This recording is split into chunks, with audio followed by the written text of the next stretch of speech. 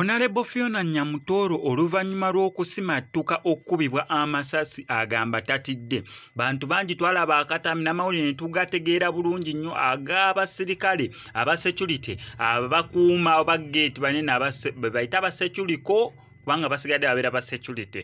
So abagezaako okubeera nga bakuba amasasi convoy ya Honorable Fiona Nyamutoro byajja bita na lwaki abasirikale abo baali bagezaako okubeera nga bamukuba amasasi. However, Honorable Fiona Nyamutoro avuddeyo n'agamba sitidde neera amasasi agaakubibwa amatonotono tegamulemesa kubeera nga proceedinga na mirimu gye n'olunaku olwaleero akyakolera ddala emirimu gye ng'agenda alambula amakolero bagayita batyo mu Luganda abalombe nsuubira wache ekigambo ekituufu oba balombe bo babeera bagira mpuku kati simanyi kyakubayita naye mining places mu ggwanga erya Uganda kijjukire ye minisita w'ensonga ezo eby'obugagga naddala eby'omu ttaka. So agenda ali mu kugalambula neera ekyanyiiza banene n'abasecurity otuuka okugjayo emmundu baagala okubeera nga bakuba nti ekifo ekyo kyali agenza okulambula agenda otuukayo already nga bamugamba dda nti babikola mu bumenyi bw'amateeka tebalina license bakkiriza kubeera nga bakola ebintu bye bakwasaganyiza mu kifo ekyo.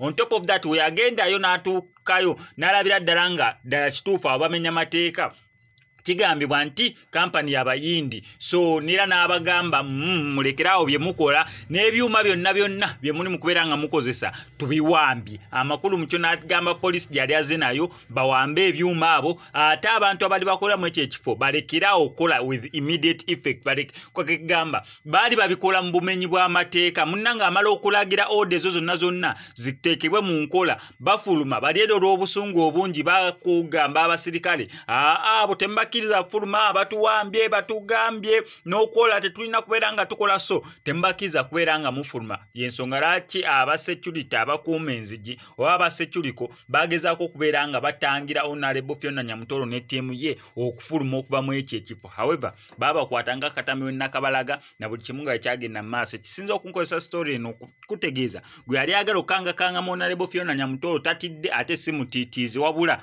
mukambwemu. Jasigala nga nkuwa updates gwe kyolina okukola subscribing